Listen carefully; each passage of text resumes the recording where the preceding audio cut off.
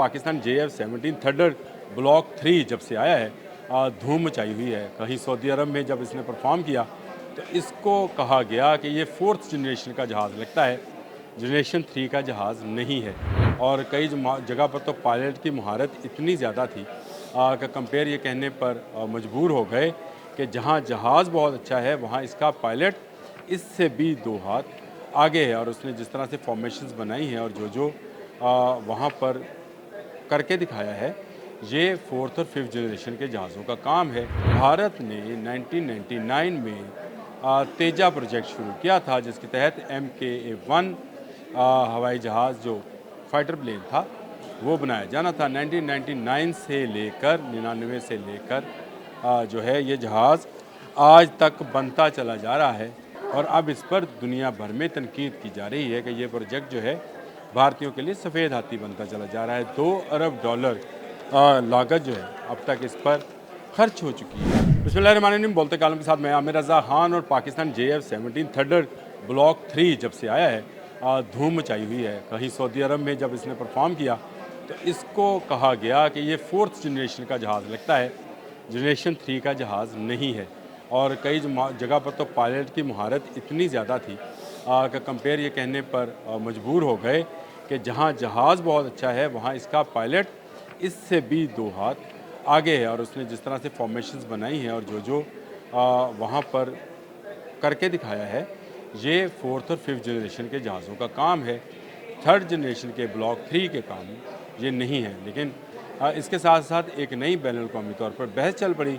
बहुत सारे media houses ने भी काम किया कि भारत ने 1999 में तेजा प्रोजेक्ट शुरू किया था, जिसके तहत MKA-1 हवाई जहाज़ जो फाइटर प्लेन था वो बनाया जाना था। 1999 से लेकर 99 से लेकर जो है ये जहाज़ आज तक बनता चला जा रहा है, लेकिन उस तरह से नहीं बना है जिस तरह से भारतीय चाहते थे।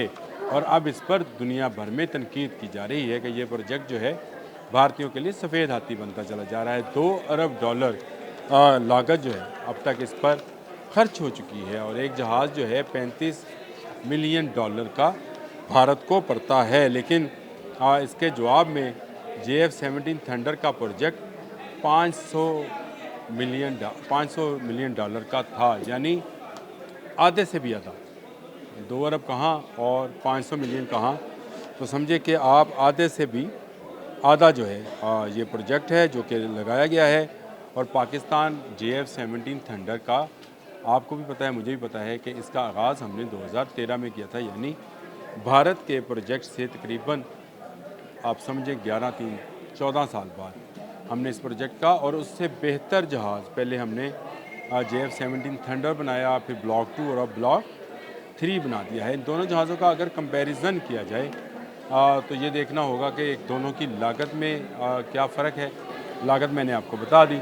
और दूसरा ये बताना होगा कि इसका इंजन और उसका इंजन, उसका असला और उसका असला कौन ज़्यादा इफ़ेक्टिव है और कौन जो है सिर्फ़ नाम का फ़ाइटर प्लेन है।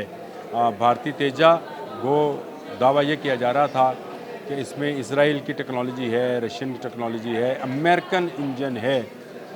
लेकिन जो पाकिस्तान ने JF-17 थंडर अपने मुल्क के अंदर ब्लॉक 3 तैयार किया है उसमें चाइनीज़ इंजन जो है इसको इस्तेमाल किया, लेकिन ये उससे ज़्यादा तेज़ रफ्तार है। ब्लॉक 3 के तैयारे का कोई जोड़ नहीं है। MK-1 तेजा जो है ये इसके मुकाबले में नहीं आता है।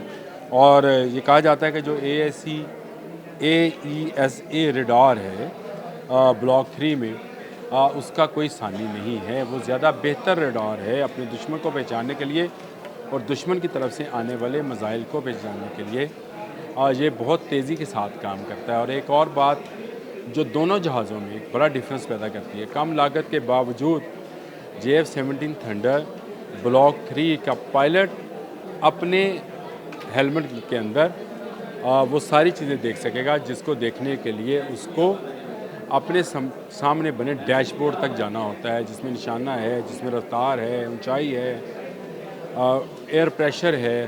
तो ऐसे सारे मामला जो है वो जिस तरह से आपने शायद साइंस फिक्शन फिल्मों में देखा होगा कि जो हवाई जहाज़ बनाने वाले लोग होते हैं उनके उनको अपने डैशबोर्ड की तरफ नहीं जाना पड़ता, उनको अपने रडार देखने के लिए इधर उधर नज़र घुमानी नहीं पड़ती, लेकिन वो अपने जहाज़ को चलाते हुए अपने हेलमेट की स्क्रीन पर वो तमाम मालूमात जो चाहिए होती हैं वो इसको मिलती हैं। और तेजा के पास ये टेक्नोलॉजी भी नहीं है।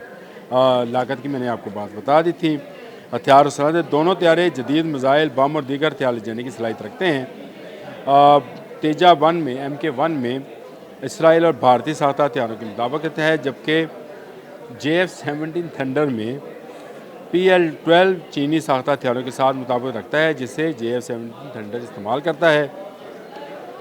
और ये एयर टू एयर और एयर टू सरफेस के अलावा एयर टू सी यानी समंदर के अंदर भी अपने अहदाफ को निशाना बनाना जो है उसके लिए आसान है। ये कौन सा मिज़ाइल है, इन दोनों की मिज़ाइल टेक्नोलॉजी क्या है, वो मैं आपको अभी बताता हूँ।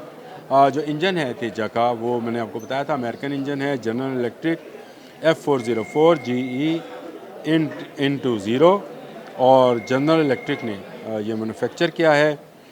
लो बाईपास टर्फॉन है, किलोन्यूटन KN जिसका इशारिया है वो 85 थ्रस्ट के साथ मौजूद है। परवाज़ों की सलाहियत ये 2200 किलोमीटर फ़ी घंटे की रफ्तार से उड़ सकता है और पाकिस्तानी त्यारा जो है वो भी इतनी ही रफ्तार में उड़ेगा। और इसको RD-93 इंजन का नाम है, चाइनीज़ इंजन है ये, और इसमें भी 85 KN, जिस तरह से 85 KN उसमें थ्रस्ट था, इसी में भी उतना ही थ्रस्ट है। और ये थ्रस्ट बड़े काम की चीज़ है जब आपने किसी जहाज़ को बहुत ज़्यादा तेज़ रफ्तार स्पीड से उड़ाना हो तो ये काम आती हैं। प्रवास की सलाहियत जो है JF-17 थंडर की वो 1500 से 1200 की रेंज है इसकी। अब अगर मुआवजना इंजन का मुआवजना हो गया, अब इसके ज़रा हथियारों का मुआवजना भी कर लेते हैं ताकि वो भी हमारे सामने आ जाए। भारतीय लड़ाका त्यारा जो है तेजा MK1 बुनियादी तौर पर भारतीय और मगरबी साख्ता मिज़ाइल इस्तेमाल करता है। इसकी अहम मिज़ाइल में शामिल हैं, मिज़ाइल्स की मैंने आपको बताया था, पाइथन 5 इसराइली साख्ता मिज़ाइल है। अब आपको समझ आए कि पाकिस्तान टेक्नोलॉजी में इन सब से सबकत जब लेके जाता है तो सबसे ज़्यादा तकलीफ़ इंडिया को नहीं होती, इसराइल को होती है, क्योंकि इसराइल अपना असला बेच रहा है इंडिया को पाकिस्तान दिखाकर। चलें हम भी अपना असला बेचेंगे और बेच रहे हैं इसराइल दिखाकर और भारत दिखाकर मुख्तलिफ ममालिक को, और बहुत सारे ममालिक को हम एक्सपोर्ट कर रहे हैं। ये भी एक नई बात आपको बता दूं कि तेजा का अभी कोई पूरी दुनिया में ख़रीदार नहीं है। तेजा MK1 का कोई ख़रीदार नहीं है। JF-17 थंडर के नाइजीरिया, म्यांमार और बांग्लादेश के साथ, नाइजीरिया म्यांमार के साथ तो हो चुके, बांग्लादेश से आने वाले दिनों में मुआहदा होगा और सऊदी अरब से भी तवक्को की जा रही है कि ये जहाज़ फराहम करने का मुआहदा जो है वो हो जाएगा। इसमें जो मैंने बात जहाँ से शुरू की थी पाइथन 5 जो कि तेजा में मौजूद है, इसके बाद डरबी है, BRV है, आस्ट्रा BRV-70-110 मिज़ाइल है, और ये हवा से ज़मीन में मिज़ाइल का जो है फ़ायर करने वाला ASM KH-59ME मिज़ाइल मौजूद है, और स्पाइस 2000 ये भी एक मिज़ाइल की जदीद किस्म है जो कि इसमें मौजूद है। लेकिन पाकिस्तानी इलाका त्यारे का अगर आप मिज़ाइल सुनेंगे तो आपको ये मिज़ाइल जो हैं बच्चों के खिलौने महसूस होना शुरू हो जाएंगे। पाकिस्तान के पास PL-5E2 यानी उससे जो पाइथन 5 है उससे अगली स्टेज है, ये चीनी साख्ता पाइथन 5 है। और इसके साथ PL-12 मैंने इसका जिक्र पहले भी किया था जब मैं जहाज़ की साख्त बता रहा था, तो मैंने आपको बताया था कि PL-12 ये beyond visual range BVR missile है जो 70 से 100 किलोमीटर के बराबर है और ये तक मार कर सकता है। और BRV चीनी साख्ता इंतहाई जदीद PL-15 से ज़्यादा दूर तक, पाइथन से ज़्यादा दूर तक मार करता है। मैंने आपसे कहा था कि वो आपको बच्चों की तरह नज़र आएंगे। एक और मिज़ाइल सिस्टम जो कि तेजा में नहीं है, JF-17 थंडर में है, CM-400 AKG। ये चीनी साख्ता इंतहाई तेज़ रफ्तार मिज़ाइल है जो बहरी और ज़मीनी अहदाफ को निशाना बना सकता है। मैंने आपको बताया था कि इसकी परवाज़ में ये ख़ासियत शामिल है कि ये ना सिर्फ ज़मीन पर मार कर सकता है बल्कि अपने समुंदरों की हिफाजत करना भी जानता है। और उसमें जो इसको अहमियत हासिल हो जाती है वो CM-400 AKG है, चाइनीज़ मिसाइल है। इसके अलावा राद एक मिसाइल है जो पाकिस्तान का तैयार करता है, वो भी इसमें इस्तेमाल हो सकता है। रात के मुतल्लिक अभी मैं मज़ीद इन्फॉर्मेशन आपको किसी रोज़ ज़रूर दूंगा कि ये मिसाइल क्या है और इसको कहाँ कहाँ कैसे कैसे इस्तेमाल किया जा सकता है और इसमें क्या ख़ासियत है जो कि भारतीय जहाज़ों में भारतीय मिसाइलों में नहीं है, उसके बारे में बताऊंगा।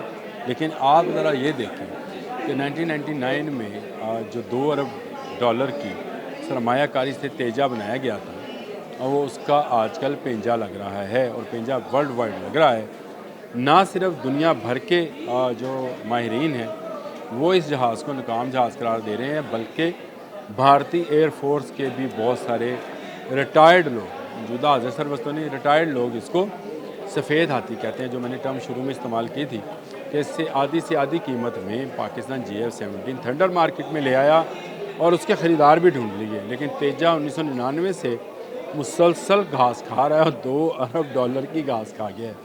लेकिन इसका नतीजा क्या निकला कि अभी ये ख़ुद को भी बाएतमाद नहीं बना सका इंडियन एयरफोर्स के लिए, और इंडियन एयरफोर्स SQ-35 और इस तरह के जहाज़ों की तरफ देख रही है, इस पर वो इतमाद नहीं कर रही। जबकि पाकिस्तान के जहाज़ पर सिर्फ पाकिस्तान के पायलट ही नहीं है, पाकिस्तान की एयरफोर्स नहीं, दुनिया भर के पायलट और दुनिया भर की एयरफोर्सेस जो हैं इतमाद कर रही हैं। अब तो एयर टू एयर इन्होंने फ्यूलिंग का भी तजर्बा कर लिया, जिससे इसकी अफादियत और ज़्यादा बढ़ गई कि दूर जाने के लिए अगर इसको ज़्यादा सफ़र करना पड़े तो इसे एयर टू एयर फ्यूलिंग भी की जा सकती है। तो पाकिस्तान के लोगों के लिए बड़ी खुशखबरी है कि पाकिस्तान के GF-17 थंडर ने तेजा MK-1 को एक तरह से ये कहना चाहिए मार गिराया, या ये कहना चाहिए पछाड़ दिया है।